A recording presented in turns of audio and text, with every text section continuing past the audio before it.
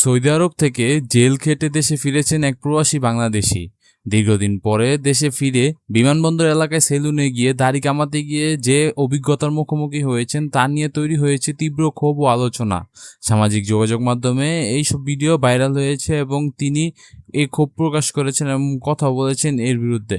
অভিযোগ, বিমানবন্দর এলাকার একটি সেলুন শুধু দাড়ি কামানো বা শেভ করার জন্য ওই প্রবাসীর কাছ থেকে নেওয়া হয়েছে 4,500 টাকা। সাধারণ একটি শেভের জন্য এত টাকা নেওয়ার ঘটনা হতবাক হয়েছে তিনি। দীর্ঘদিন বিদেশে থাকার পর দেশে ফেরার আনন্দ নিয়ে বিমানবন্দর থেকে বের হওয়ার আগেই নিজের চেহারা একটু পরিপাটি করতে গিয়ে সেলুনে গিয়েছিলেন তিনি। কিন্তু শেভ শেষে যখন বিল হাতে আসে তখনই ঘটে বিপত্তি। বিলের পরিমাণ ছিল 4,000 টাকা। একজন সাধারণ গ্রাহকের জন্য একটি শেভের বিপরীতে 4,000 টাকা নিঃসন্দেহ বড় অঙ্কের। বিশেষ করে প্রবাসে জেল খেটে দেশে ফেরা একজন মানুষ যখন আপনজনদের কাছে ফেরার আনন্দে দেশে আসেন তখন এমন অভিজ্ঞতা তার জন্য আরও কষ্টদায়ক উঠতে পারে।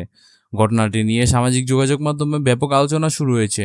অনেকে প্রশ্ন তুলেছেন, বিমানবন্দর এলাকায় কিছু সেবা প্রতিষ্ঠানে কি সাধারণ সেবার জন্য অস্বাভাবিক মূল্য নেওয়া হচ্ছে? যদি কোনো সেবার নির্ধারিত মূল্য থাকে তাহলে সেটি গ্রাহকদের আগে জানানো হচ্ছে কিনা সেটি গুরুত্বপূর্ণ প্রশ্ন। গ্রাহকদের অভিযোগ, কোনো সেবার মূল্য সাধারণ বাজার দর তুলনা অনেক বেশি হলে সেটি নেওয়া আগে স্পষ্টভাবে জানানো উচিত। তাহলে গ্রাহক নিজের প্রয়োজন ও সামর্থ্য অনুযায়ী সিদ্ধান্ত নিতে পারেন।